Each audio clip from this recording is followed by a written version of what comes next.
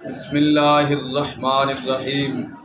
صلی اللہ علی حبیبہ محمد و آلہ و اصحابہ وسلم۔ آج کے سبق میں ہم چند ایک فائدے پڑھیں گے جو فائدے انشاءاللہ آپ لوگوں کے لیے مفید ثابت ہوں گے۔ آپ نے پڑھا بھائی، ایک لا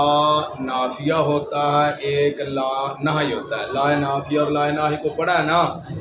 اگر ان دونوں کو دیکھا جائے تو ان دونوں کی شکل و صورت جو ہے وہ ایک جیسی ہوتی ہے، وہ بھی لام الف اور یہ بھی لام الف۔ لا نافیہ اور لا نہی دونوں کی شکل و صورت ایک جیسی ہوتی ہے، تو ان کے درمیان فرق کرنا ہو تو پھر کیا طریقہ کار ہے، کیسے پتہ چلے گا یہ لا نافیہ ہے یا لا نہی ہے؟ ویسے آپ نے پیچھے لا نہی کا عمل تو پڑھ لیا ہے، لیکن پھر بھی آپ کی آسانی کے لیے فائدے کے طور پہ آپ کو بتاتا چلوں۔ لا نافیہ اور لا نہی کے درمیان فرق یہ ہے کہ آپ دیکھیں گے مضارع کے وہ 5 صیغے جن کے آخر میں ضمہ آتا ہے اور وہ 7 صیغے جن کے آخر میں نون اعرابی آتا ہے، دیکھیں گے وہ ضمہ اور نون اعرابی ہے یا نہیں۔ اگر مضارع کے 5 صیغوں کے آخر میں ضمہ بھی ہے اور نون اعرابی بھی ہے اور شروع میں لا جو ہے وہ آ گیا ہے تو اس لا کو لا نافیہ کہا جاتا ہے، لا نہی نہیں کہا جاتا۔ اور اگر اس کا الٹ ہو جائے کہ مضارع کے جن 5 صیغوں کے آخر میں ضمہ آتا ہے وہاں ضمہ تو نہیں ہے بلکہ کیا موجود ہے؟ جزم موجود ہے، اور جن 7 صیغوں کے آخر میں نون اعرابی آتا ہے وہ نون اعرابی نہیں ہے، تو پھر شروع میں آنے والا جو لا ہوگا وہ لا نافیہ نہیں، لا نہی ہوگا۔ یعنی آپ نے ان صیغوں کو دیکھ لینا ہے آخر میں ضمہ ہے یا جزم ہے۔ اگر ضمہ ہے تو لا نافیہ، اگر جزم ہے تو لا نہی۔ 7 صیغوں کے آخر میں دیکھیں گے نون اعرابی ہے یا نہیں، اگر نون اعرابی ہے تو لا نافیہ، اور اگر نون اعرابی نہیں ہے تو لا نہی۔ یہ تھا پہلا فائدہ۔ اب دوسرا فائدہ جو ہے آپ نے پیچھے پڑھا ہے، لام امر کو بھی پڑھا اور لام کی کو بھی پڑھا۔ جب ہم دیکھتے ہیں ان کی شکل و صورت کو تو شکل و صورت تو ان کی ایک جیسی ہے۔ لام امر کے نیچے بھی کسرہ ہوتا ہے اور لام کی کے نیچے بھی کسرہ ہوتا ہے۔ اگر ان کے درمیان فرق کرنا پڑے تو پھر کیسے فرق کریں گے؟ سمجھ آ گئی ہے؟ تو ہم مضارع کے ان 5 صیغوں کو دیکھیں گے جن کے آخر میں ضمہ آتا ہے، وہاں جزم ہے یا فتح، وہاں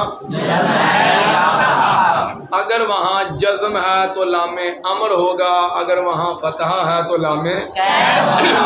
ہوگا۔ رہے بقیہ 7 صیغے جن کے آخر میں نون اعرابی آتا ہے، یہ میں آپ کو بتا چکا ہوں کہ لام کی کے بعد ان مقدر ہوتا ہے۔ کیا ہوتا ہے؟ ان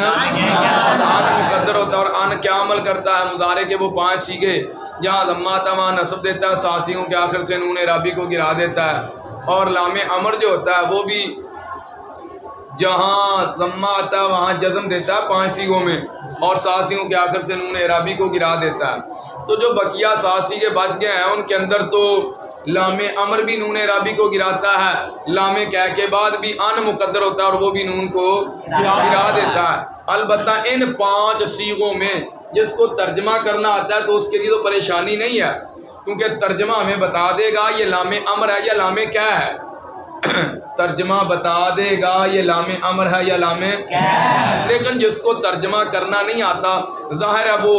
لفظوں کے ساتھ ہی اندازہ وغیرہ لگائے گا کہ یہ کون سا ہو سکتا ہے۔ بقیہ 7 صیغوں کے اندر تو ہمیں پھر پتہ نہیں نہ چلے گا، ظاہر ہے ادھر تو نون اعرابی گر جائے گا، لام کی کے بعد ان مقدر ہوتا ہے وہ ان گرا دے گا، لام امر بھی نون اعرابی کو گرا دیتا ہے، ادھر تو ہمیں نہیں پتہ چلے گا، لیکن 5 صیغوں میں تو کم از کم پتہ چلے گا نا جن کے آخر میں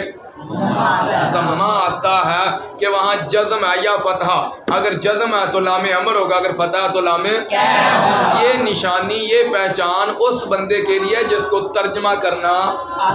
نہیں آتا، اور جس کو ترجمہ کرنا آتا ہے وہ تو ترجمے سے پہچان لے گا بھائی یہ لام امر ہے یا لام کی ہے، اسے ترجمہ ہی بتا دے گا۔ کتنے فائدے ہو گیا؟ 2۔ تیسرا فائدہ جی، مضارع حاضر معروف کے شروع میں سیگا ہو نا مضارع حاضر معروف کا، آپ نے پڑھے نا کل سیگے تو 14 ہیں، 6 غائب کے ہیں، 6 حاضر کے اور 2 جو حاضر کے سیگے نا مضارع حاضر کے، سیگا ہو مضارع حاضر معروف کا، شروع میں لام مکسور آ جائے، شروع میں لام ایودر کی وہنا تم سیگا کون سا ہو مضارع حاضر معروف کا ہو تو شروع میں کیا آ جائے لام مکسور آ جائے، وہ لام امر نہیں ہو سکتا، وہ لام کیا ہوگا، گل سمجھا گی؟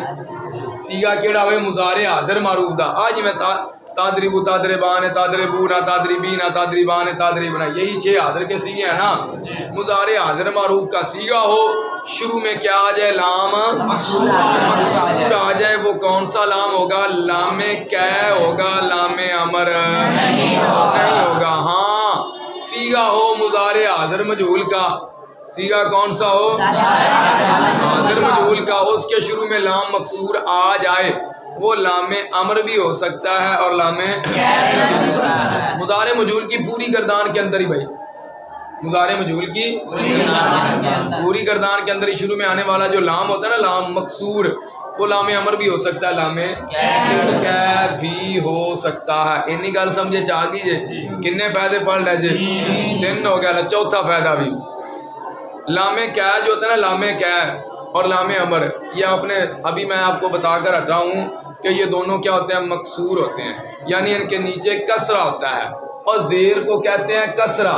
جس حرف پر کسرہ ہو وہ حرف کو مکسور کہتے ہیں، زبر کو کہتے ہیں فتحہ اور جس حرف پر فتحہ ہو اس حرف کو مفتوح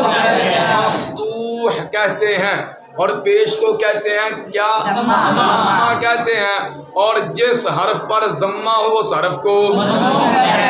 مضموم کہتے ہیں۔ تو لام امر اور لام کیا یہ دونوں کیا ہوتے ہیں مکسور ہوتے ہیں۔ اچھا یہ جو ہوتا ہے نا لام کیا یہ ہمیشہ مکسور پڑھا جاتا ہے، لام کیا جو ہوتا ہے یہ خواہ اس سے پہلے کوئی حرف ہو یا نہ ہو انہیں کی پڑھا جانا ہے، جیسا کہ بھائی قرآن پاک میں آتا ہے والی تکمل العدۃ والی تکبر اللہ، اویلو جی تکملو سیگا مضارع حاضر کیا ہے کہ نہیں، تے شروع چ لام آ گیا کہ نہیں، لام مکسور آیا کھڑا کہ نہیں، تو یہ لام کون سا لام امر ہے، لام کیا ہے، لام کیا ہے مضارع حاضر معروف کے شروع میں آنے والا لام مکسور لام کیا ہوتا ہے، ٹھیک ہے نا، اور لام کیا کے بعد کیا ہوتا ہے ان مقدر ہوتا ہے، تو تکملو کے آخر سے نون اعرابی کو ان نے گرا دیا ہے جو مقدر ہے، اور سیگا جمع کا نا تو اس کی علامت کیا ہوتی ہے آخر میں واو ساکن معقول مضموم نون اعرابی مفتوح، شروع میں علامت مضارع تا، یہ جو جمع مذکر حاضر کا سیگا ہے، جمع مذکر حاضر ہی ہے نا تکملون، تو آخر میں نون اعرابی تو نہیں ہے، تو کہیں گے بھائی لام کے بعد ان مقدر ہے، اس ان نے کیا کیا جی نون کو گرا دیا ہے، ایویں کہ والی تکبر اللہ، والی سیگا دیکھ لو جی مضارع حاضر معروف کا شروع میں لام آ گیا ہے، تو یہ لام امر نہیں لام کیا ہے، اور لام کیا جو ہوتا ہے یہ ہمیشہ کیا پڑھا جاتا ہے مکسور پڑھا جاتا ہے، خواہ اس سے پہلے کوئی حرف ہو یا نہ ہو، والی تکمل العدۃ والے تکبر اللہ، ادھر ہم لام سے پہلے واؤ کو دیکھ رہے ہیں تو کیا پڑھا گیا یہ پھر بھی مکسور پڑھا گیا نا، لیکن جو لام کیا ہوتا لام امر ہوتا ہے، لام کیا تو ہمیشہ مکسور پڑھا جائے گا نا، لیکن جو لام امر ہوتا ہے اگر اس سے پہلے واو یا فا آ جائے، کیا آ جائے تو لام امر ساکن پڑھا جاتا ہے، لام امر جیسا کہ قرآن پاک میں آتا ہے فَلْيَكْتُبْ وَلْيُمْلِلْ، فَلْيَكْتُبْ وَلْيُمْلِلْ، تو یہ تھا کیا اصل میں لِيَكْتُبْ، فَلْيَكْتُبْ اصل میں کیا تھا لِيَكْتُبْ تھا، شروع میں فا آئی لام امر ساکن ہو گیا، آگے کی وَلْيُمْلِلْ، تو وَلْيُمْلِلْ اصل میں کیا تھا اونچی بولو لیل تھا، لِيُمْلِلْ، تو شروع میں وا آ گئی تو کیا بن گیا والیوملل ہو گیا، لام امر کی ہو گیا جی ساکن ہو گیا، لام امر کتنے فائدے ہو گیا، لو جی 5 تن پاک دن آتے 5واں فائدہ لام کی کے بعد بتا میں آپ کو پہلے بھی چکا ہوں،